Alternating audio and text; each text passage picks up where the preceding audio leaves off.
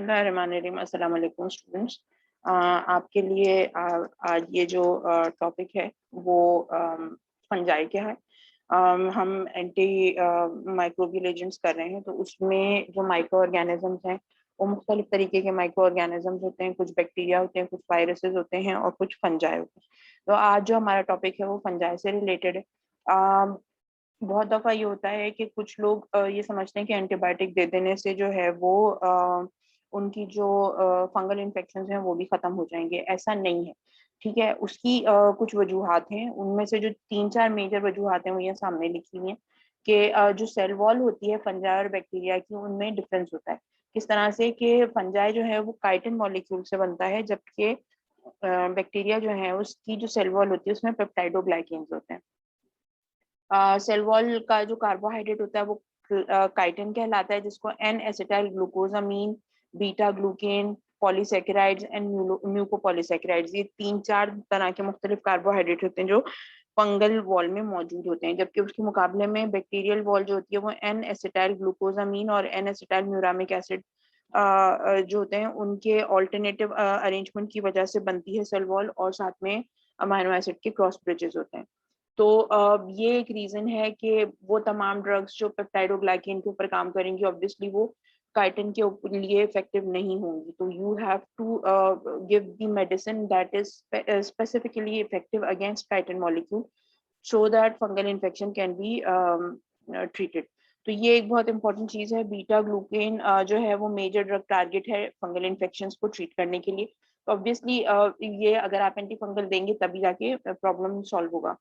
Cell membrane के हवाले से अगर हम बात करते हैं तो बैक्टीरियल जो सेल मेम्ब्रेन है वो फॉस्फोलिपिड बाइलेयर है, सेम एज ह्यूमन बीइंग्स।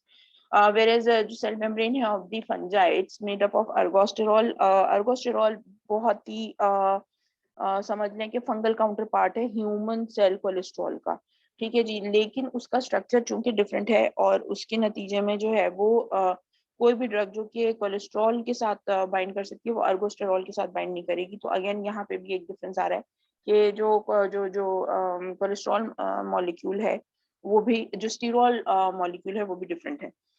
उसके अलावा सेक्सुअल एसेक्सुअल पोर्स से रिप्रोडक्शन होती है इसकी। टेम्परेचर डायमॉर्फिज्म मौजूद है। फंजाई जो हैं वो 22 से लेकर 27 डिग्री सी तक जो है वो मोल्ड के फॉर्म में अवेलेबल होते हैं, लेकिन जैसे ही टेम्परेचर उससे ज़्यादा बढ़ता है moulds are converted into yeast. Usually fungi जो हैं या तो मोल्ड्स की फॉर्म में होते हैं या यील्ड्स या ईस्ट की फॉर्म में होते हैं। और कभी ये होता है कि they are switching between the two conditions, again depending upon the temperature that is available for them to move. इसके बाद फिर आ जाता है मेटाबॉलिज्म। एनारोब्स हैं यूजुअली, जो बहुत इंपॉर्टेंट चीज़ है, नॉन ऑब्लिगेट एनारोब्स हैं। इनको अपने सर्वाइवल के लिए कोई मखसूस चीज़ की ज़रूरत नहीं होती है। इवन डिकेइंग ऑर्गेनिक मैटर अगर तो अच्छी चीज़ मौजूद है, मिल रही है, तो वो उसको इस्तेमाल करेंगे, लेकिन अगर नहीं है तो लाइफ को सस्टेन करने के लिए they can feed on dead और decaying organic matter of the plant as well. तो अगेन उसमें से फिर ये अपनी जो है जो ज़रूरत का जो मटेरियल है वो प्रोड्यूस कर लेते हैं। अच्छा, एक और चीज़ जो वहाँ पे मुझे आपको बतानी है कि हमारे पास almost 0.1 million types of fungi are present throughout the world. लेकिन उसमें से जो पैथोजेनिक वैरायटी है वो सिर्फ 100 या इसके अराउंड है। तो सारे फंजाई जो हैं वो टॉक्सिक नहीं होते, पैथोजेनिक नहीं होते, लेकिन जो होते हैं वो अच्छा खासा प्रॉब्लम क्रिएट करते हैं। किस तरह, वो अभी हम आगे जाके इसको डिस्कस करेंगे। मोल्ड्स की जो मोड ऑफ ग्रोथ, जैसे मैंने आपको बताया कि मोल्ड्स होते हैं, ये एक तरह से समझ लें कि ब्रांचिंग पैटर्न होता है इसका, प्लांट्स की तरह से ब्रांच करते हैं और उसके बाद सेक्सुअल स्पोरिंग होती है और उसके थ्रू ये डिवीजन होती है। यीस्ट जो है वो पॉपुलेशन यूनिसेल्युलर ऑर्गेनिज्म की है और ये कॉर्नर पे जो है वो पड़े रहते हैं। प्रोसेस इनका जो रिप्रोडक्शन का प्रोसेस है वो बडिंग से होता है। डायमॉर्फिक फंजाई जो है वो इंटर कन्वर्टेबल हैं यूनिसेल्युलर टू मल्टीसेल्युलर ऑर्गेनिजम्स में। और ऑब्वियसली ये चीज़ जो है वो, जैसे अभी हमने टेम्परेचर की बात की कि 22 से लेके 27 डिग्री पे मोल्ड्स रहते हैं और 37 प्लस पे जो है वो यीस्ट में कन्वर्ट हो जाते हैं। तो ये कुछ ऑर्गेनिजम्स जो है उनकी ये कैपेसिटी भी है। अच्छा, उसके बाद फिर जो इम्पोर्टेंट चीज़ है वो ये है कि जो इन्फेक्शंस कॉज होते हैं फंजाई से, उनको हम माइकोसिस कहते हैं। ठीक है जी। अब ये जो माइकोसिस है वो 3 तरह का होता है यूजुअली जो पाया जाता है। एक कहलाता है क्यूटेनियस माइकोसिस, एक कहलाता है म्यूकोक्यूटेनियस माइकोसिस और एक कहलाता है सिस्टमिक माइकोसिस। माइकोसिस का मतलब है फंगल इन्फेक्शन, क्यूटेनियस का मतलब है स्किन। फंगल इन्फेक्शन अगर स्किन के ऊपर है और स्किन के जो 2 लेयर्स हैं उससे नीचे अंदर नहीं एंटर हो रहा, तो वो क्यूटेनियस माइकोसिस कहलाता है। यूजुअली क्यूटेनियस माइकोसिस जो है उसका ट्रीटमेंट भी जो है वो स्किन के थ्रू ही होता है, यानी आप टॉपिकली अगर एंटी फंगल क्रीम अप्लाई करते हैं तो उसका फायदा हो जाता है। When we talk about mucocutaneous या subcutaneous mycosis, इसके अंदर प्रॉब्लम क्या आता है कि आपकी स्किन और उसके अंडरनीथ जो एक और लेयर है जो फेशिया कहलाती है, सबक्यूटेनियस फेशिया कहलाती है, दैट आल्सो गेट्स इन्वॉल्व। तो उसका उसका जो है जो प्रॉब्लम है वो ये कि जरा से डीप सीटेड इन्फेक्शन हो जाते हैं और उनका जो ट्रीटमेंट है, क्योंकि ब्लड सप्लाई वहां पे पहुंच रही होती है, तो उनको होता तो स्किन के ऊपर ही है वो प्रॉब्लम, लेकिन उसको ट्रीट करने के लिए आपको सिस्टमिक एंटी फंगल एजेंट्स भी देने पड़ रहे होते हैं फॉर द ट्रीटमेंट। अभी उसकी एग्जांपल्स हम देख लेंगे। लास्ट जो होता है वो सिस्टमिक फंगल इन्फेक्शंस होते हैं, यानी बॉडी के अंदर जाके आपके ऑर्गन्स को अफेक्ट करते हैं, जस्ट लाइक बैक्टीरियल इन्फेक्शन, लेकिन काफी खतरनाक लेवल पे जरा मैसिव किस्म की इनकी डैमेज हो जाती है। 2 तरह के मतलब सिस्टमिक इन्फेक्शन जो है या सिस्टमिक माइकोसिस जो है वो 2 तरह की होती है। एक कहलाती है अपॉर्चुनिस्टिक इन्फेक्शंस और एक है ट्रू पैथोजेनिक इन्फेक्शंस। जो अपॉर्चुनिस्टिक इन्फेक्शन है उसका मतलब ये है कि कुछ कंडीशंस मीट होनी चाहिए, उन कंडीशंस के मीट होने के बाद जो है वो फंगस को ग्रो करने का मौका मिलेगा। और यूजुअली जो कंडीशन है वो क्या है कि आपका इम्यून सिस्टम वीक होना चाहिए, या तो बहुत एक्सट्रीम्स ऑफ एज हो या बहुत मतलब बहुत वीक इम्यूनाइजेशन हुई भी हो, किसी किस्म का ऑर्गन ट्रांसप्लांट हुआ जिसकी वजह से इम्यूनोसप्रेसेंट एजेंट्स ले रहे हो, या फिर वायरल इन्फेक्शन लाइक एड्स, ऐसी कोई कंडीशन हो, तो उसमें जो है वो जो इन्फेक्शंस होते हैं वो या प्रोलॉन्ग हॉस्पिटलाइजेशन है पेशेंट की, किसी भी वजह से वो ज्यादा दिन हॉस्पिटल में रहा है, तो ऐसी कंडीशन में ऑटोमेटिकली बेड रिडन पेशेंट्स की इम्यूनिटी वीक हो जाती है। तो ऐसी कंडीशंस में जो जो इन्फेक्शन होते हैं वो अपॉर्चुनिस्टिक इन्फेक्शंस कहलाते हैं। तो ऐसे जो जो इन्फेक्शंस होते हैं वो जो है वो सिस्टमिक, ऑब्वियसली जब सिस्टमिक इन्फेक्शन है तो सिस्टमिक एंटी फंगल एजेंट्स ही इस्तेमाल किए जा सकते हैं। उसके बाद फिर आपके पास आता है ट्रू पैथोजेनिक इन्फेक्शन, जिसका मतलब क्या है कि the fungus is that much vulnerable and pathogenic कि आपकी जो नॉर्मल इम्यूनिटी होती है उसके साथ भी वो डिजीज कॉज कर सकता है। तो उसमें फिर ऑब्वियसली जो सबसे जो dreaded type of fungal infection है वो यही है कि जो बहुत ही तेजी के साथ बॉडी में फैलता है और काफी डैमेज कॉज कर देता है। To start with the cutaneous mycosis, सबसे ऊपर जो है आप देख सकते हैं कि जो पहली कंडीशन है वो टीनिया पीडिस कहलाती है। इसको एथलीट्स फुट भी कहते हैं। यूजुअली आपने नोटिस किया होगा कि दो उंगलियों के दरमियान में, पैर की 2 उंगलियां जो कि जूतों में बंद रहती हैं यूजुअली, तो उनमें जो है पसीना आके या सफाई मेंटेन ना करने के नतीजे में क्या होता है, 2 उंगलियों के दरमियान में रेडनेस आ जाती है और शदीद खारिश होती है, दरमियान की स्किन नरम होकर फटना शुरू हो जाती है। तो this is basically between toes and skin fissures. तो ये जो कंडीशन है इसको हम एथलीट्स फुट भी कहते हैं, क्योंकि एथलीट्स के पैर जो हैं वो ज्यादातर जूतों में बंद होते हैं, और उसको टीनिया पीडिस कहते हैं। यूजुअली इसके अंदर जो ऑर्गेनिजम्स इन्वॉल्व होते हैं वो है trichophyton rubrum, trichophyton mentagrophytes and epidermophyton floccosum. Tinea corporis की जब हम बात करते हैं तो इस कंडीशन को रिंगवर्म भी कहा जाता है। ये स्किन के ऊपर जो धूप को एक्सपोज्ड एरियाज होते हैं यूजुअली उनके ऊपर होता है। एन्युलर रिंग बन जाती है, आप तस्वीर देख सकते हैं, अगर चाहें तो मैं इसको थोड़ा सा और बड़ा कर देती हूँ। तस्वीर आप जरा सा नोटिस करें इसको। ये यूजुअली हो रहा होता है, ये इस तरह की स्किन बन जाती है, रेड पैचेस होते हैं और साइड जो है वो उभरी भी होती है, और सेंटर जो है वो वहाँ पे स्केली स्किन आई भी होती है और स्केल्स उतर रहे होते हैं और नीचे अंदर कच्ची स्किन होती है। काफी पेनफुल होता है, सिवियर किस्म की रैश होती है और खारिश रहती है बहुत ज्यादा।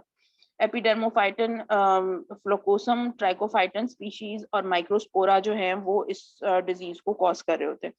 इसके बाद फिर आपके पास आ जाता है स्कैल्प के ऊपर अगर रिंगवर्म हुआ भाई, यही कंडीशन जो एक्सपोज्ड स्किन के ऊपर थी वो अगर आपके बालों के दरमियान में आ जाए, आपके स्कैल्प के ऊपर आ जाए, स्कैल्प उस एरिया को कहते हैं जहाँ पे आपके बाल उगे हुए होते हैं, जो आपके सर को कवर करता है, तो उस जगह पे अगर ये ही रिंगवर्म्स हो जाए तो ये क्या कहलाता है, टीनिया कैपिटस कहलाता है, स्कैल्प रिंगवर्म्स।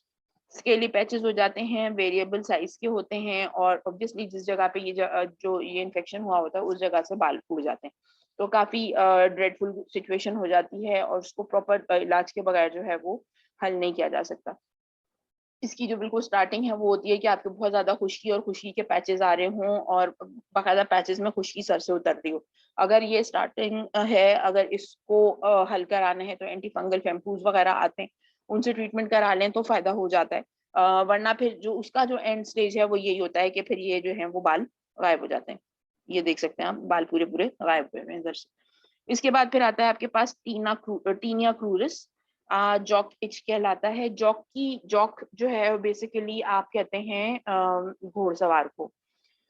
यूजुअली आपने नोट किया होगा कि घोड़सवार एक स्पेसिफिक सीट पे बैठता है जो कि लेदर से बनी हुई होती है और उसमें उसके पैर जो हैं वो बहुत एक्सटेंडेड रहते हैं हिप जॉइंट के ऊपर।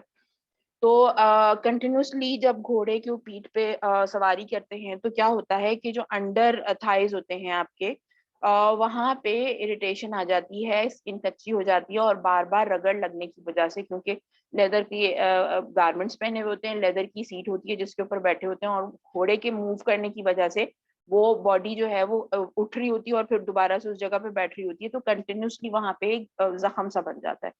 तो अगर ये वो सिचुएशन में सिर्फ जगह बता रही हूँ कि अगर वो जगह है यानी अंडर थाइस का एरिया है, वहां पे अगर रिंग वर्म्स हो जाते हैं। अभी एक हमने बात की एक एक्सपोज्ड स्किन के ऊपर रिंग वर्म्स, एक हमने बात की स्कैल्प के ऊपर रिंग वर्म्स। अगर तो अंडर थाइज में रिंग वर्म्स हो जाते हैं तो वो कहलाता है टीनिया क्रूरिस यानी जॉक इच। यानी आपकी जो दोनों अंडर थाइज हैं उनमें कंटिन्यूसली इचिंग हो रही होगी, आपके बड़े बड़े रिंग वर्म पैचेस बने हुए होंगे, उनको अगर आप जब तक ट्रीटमेंट नहीं देंगे वो चीज सॉल्व नहीं होगी। अब ये देखें, ये जो तस्वीर है ये अंडर थाई के ऊपर है, यानी इन्होंने अपना जो एक तरह से समझ लें कि बिल्कुल थाई का जो अपर पार्ट होता है जो डोमेन के साथ अटैच होता है, ये वहां पे कपड़ा हटा के ये जो तस्वीर है ये दिखाई जा रही है, तो इस तरह की अपीयरेंस जो है वो आ जाती है। अच्छा, उसके बाद जो लास्ट है वो है टीनिया अंगुइम और आइकोमाइकोसिस कहलाता है। ये काफी कॉमन कंडीशन है। इसको यूजुअली जो है वो इसमें होता ये कि जो नेल्स हैं वो हार्ड हो जाते हैं, ऊपर उठ जाते हैं, जो जो नीचे का जो फ्लैश होता है उससे सेपरेट हो जाते हैं और उनके दरमियान में फंगस की ग्रोथ हो जाती है और नेल्स जो है वो ब्लैक हो जाते हैं। बहुत सारे लोगों को आपने देखा होगा, यूजुअली वो लोग जो ज्यादा पानी इस्तेमाल करते हैं उनमें ये चीज होने के चांसेस जो है वो बहुत ज्यादा होते हैं।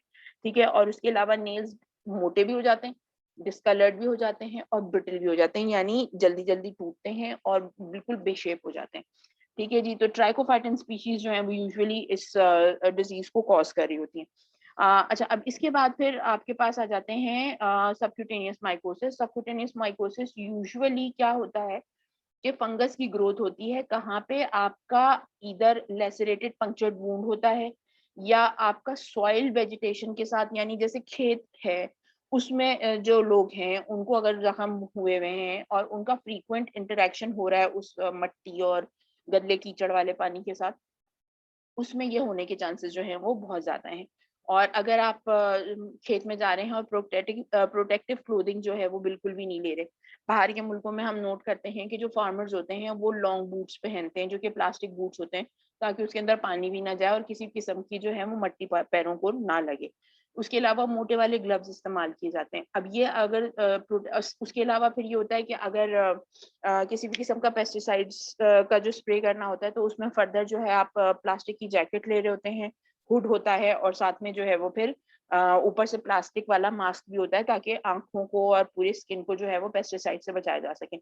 अब उसके ऑपोजिट पाकिस्तान के अंदर जो खेतों में जो लोग जा रहे होते हैं वो यूजुअली जो थोड़ा बहुत कपड़ा उन्होंने पहना होता है उसको भी हटा देते हैं और पूरे फुल्ली अपनी जो स्किन होती है उसको एक्सपोज कर रहे होते हैं to sunlight as well as to the vegetation and soil. उसके नतीजे में जो है बहुत ज्यादा प्रॉब्लमैटिक हो सकता है जख्म। 3 जो कंडीशंस हैं जो इस सब म्यूकोक्यूटेनियस या सबक्यूटेनियस माइकोसिस में होती हैं। एक है स्पायरोट्राइकोसिस, स्पोरोट्राइकोसिस, ग्रैन्युलोमेटस अल्सर बन जाते हैं पंक्चर वाली साइड के ऊपर। ये मैंने बहुत ही कोई तमीज़ की तस्वीर जो है वो उठा के इस हैंडआउट में डाली है। यूजुअली जो तस्वीरें अगर आप गूगल करेंगे तो बहुत ही dreadful kind of pictures are available in the net, चाहो तो आप देख सकते हो। यानी पहले से पंक्चर हुआ हुआ है, कोई नेल घुस गई, कोई कांटा चुभ गया, कोई कुछ हो गया, आपने चूंकि मट्टी में थे, पैरों पे मट्टी लगी हुई थी, आपने उसको चेक ही नहीं किया, काफी देर तक वो उसी जगह पे मौजूद रहा। उसके बाद फिर अपने पैर धोए नहीं धोए, कुछ लोग होते हैं जो ऐसे ही सो जाते हैं, सफाई भी नहीं कर रहे होते, वो कंटिन्यूअसली लगे रहने की वजह से वो जो अंदर जख्म है वो खराब होना शुरू हो जाता है और उसके अंदर फंगस की ग्रोथ होनी शुरू हो जाती है। और ये स्किन के नीचे का जो टिश्यू है वो, और कभी कभी जो है वो एंड तक यानी हड्डी तक भी जो है यानी मसल्स को क्रॉस करके हड्डी तक भी जो है ये इन्फेक्शन पहुंच सकता है। तो ये एक कंडीशन है जो बहुत खतरनाक हो सकती है। ग्रैन्युलोमेटस यानी स्किन के नीचे बहुत हार्ड वाले जो हैं वो ग्रोथ्स हो जाते हैं। यानी आप समझ लो कि क्या कहना, कैसे कहेंगे हम उसको कि गोले गोले से बन जाते हैं स्किन के नीचे, और मतलब वो मूव कर रहे होते हैं अगर आप उनको हाथ लगाएं, दे आर वेरी पेनफुल। ठीक है, तो वो चीज हो जाती है। दूसरा है chromomycosis, warty nodules that spread along the lymphatics. ये आप देख सकते हैं, ये लिम्फेटिक फ्लो है, जो जितना आपकी जो लिम्फेटिक ट्यूब है वो खराब हुई हुई है, उसके अंदर जो है वो फंगस ने ग्रोथ करके स्किन के बाहर ये इस तरह से अपीयरेंस आ जाती है, वॉट्स बन जाते हैं।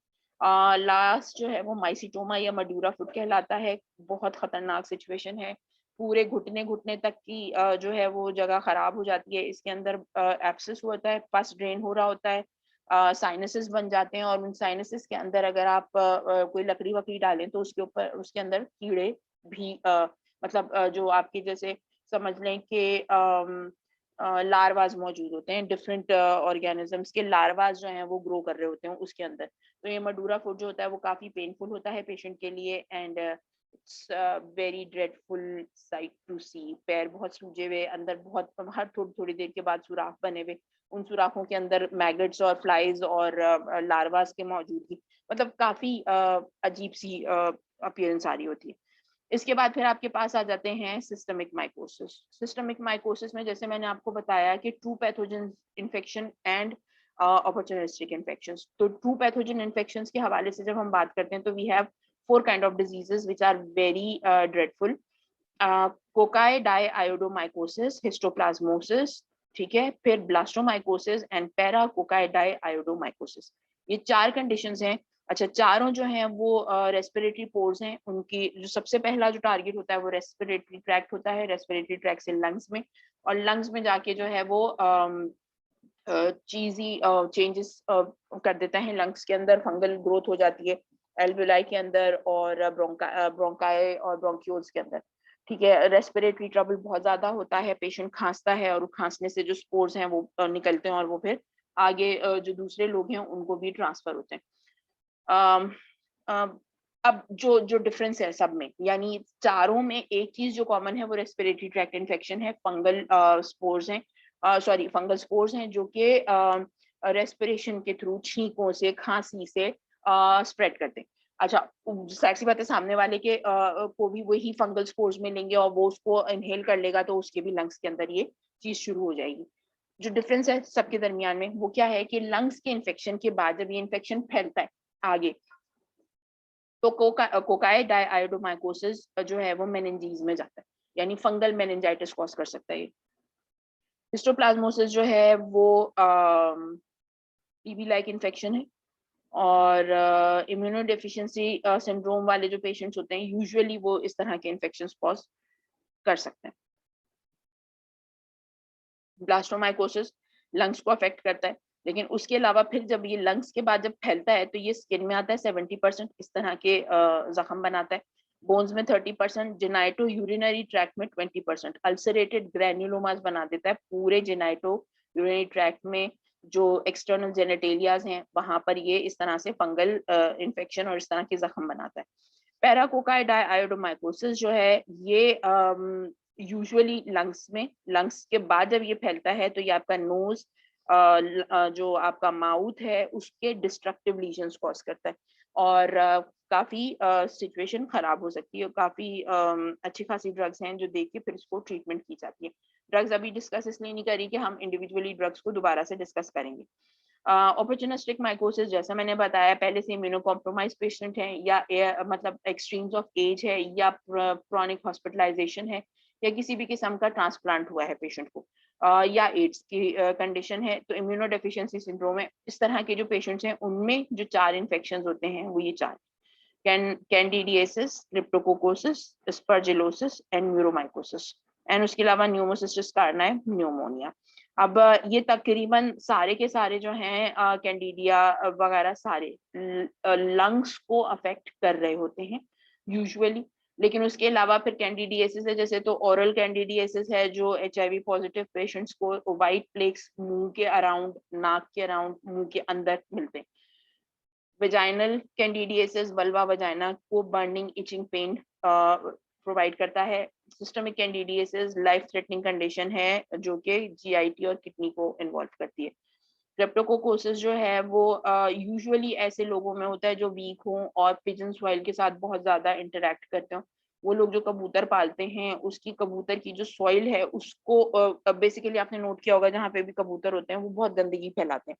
अब वो जो गंदगी एक के ऊपर एक, एक के ऊपर एक, तो वो नीचे जब आप उसकी सफाई करते हैं तो बहुत ज्यादा स्पोर्स उड़ते हैं, बहुत मट्टी उड़ती है। तो इसके अंदर ही ये फंगस ग्रो करता है, क्योंकि जो पिजन की जो सॉइल है, ये जो गंदगी है उसके, आपने नोट किया होगा शुरू शुरू में अगर फौरन साफ कर दें तो ठीक, थोड़ा सा भी छोड़ दें तो उसका कलर ग्रीन हो जाता है। तो ग्रीन बेसिकली वो फंगस की वजह से हो रहा होता है। तो अब वो जो फंगस है फिर जब उसको सफाई की जाती है वो उड़ता है फजा में, तो वो फिर जाके पेशेंट को मतलब अगर वीक पेशेंट अगर है तो उसको वो कॉन्ट्रैक्ट कर लेगा।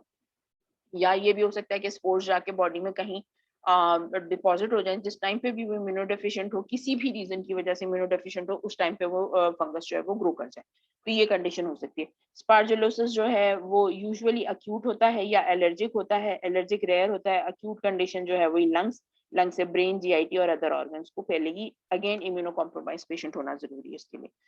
म्यूरोमाइकोसिस जो है वो सेकेंडरी टू बर्न, ल्यूकीमियाज या एसिडोटिक कंडीशंस जो होती हैं डायबिटीज की, उसके बाद ये आमतौर पे म्यूरोमाइकोसिस हो सकता है। नेजल म्यूकोजा से इन्फेक्शन बिगिन करता है और वो फिर पूरी बॉडी में फैल जाता है। न्यूमोसिस्टिस कारनाई न्यूमोनिया जो है वो basically TB like lung disease है, और ये पहली मर्तबा, यानी ये ऐसा फंगस है जो बिल्कुल पैथोजेनिक नहीं है। और this was the very first time when this fungus was isolated from a patients lung. एक तहलका मच गया था मेडिकल फील्ड में कि ये फंगस ग्रो कैसे कर सकता है और पेशेंट की डेथ कैसे कॉज कर सकता है। जब इसके बारे में डिस्कशन हुआ तो पता ये चला कि पेशेंट सिवियरली इम्यूनो कॉम्प्रोमाइज था, और उसके नतीजे में उसको ये TB लाइक सिम्टम हुआ है इस फंगस की वजह से, और नेट रिजल्ट पेशेंट की डेथ निकला। तो जब इसको आइडेंटिफाई करने की कोशिश की गई तो पता चला कि एक नई किस्म की बीमारी आई है जिसको अक्वायर्ड इम्यूनोडेफिशिएंसी सिंड्रोम कहते हैं, जो कि HIV का जो वायरस है वो फैलाता है। और this was the turning point from where, यानी न्यूमोसिस्टिस कारनाई निमोनिया का जो पहला पेशेंट था, that was the turning point, and that was the point where AIDS came into being. यानी यहाँ से एड्स की स्टार्टिंग होती है कि इतना पेशेंट को इम्यूनो कॉम्प्रोमाइज कर देते हैं कि न्यूमोसिस्टिस कारनाई जैसा बिल्कुल बेजरर सा ऑर्गेनिज्म जो है वो पेशेंट की डेथ कॉज कर सकता है। So this was all about the different kind of infections of fungi. Thank you so much for being with me. इसके बाद जो है एंटी फंगल एजेंट्स को हम डिस्कस करेंगे नेक्स्ट क्लास में। Thank you so much. Allah Hafiz.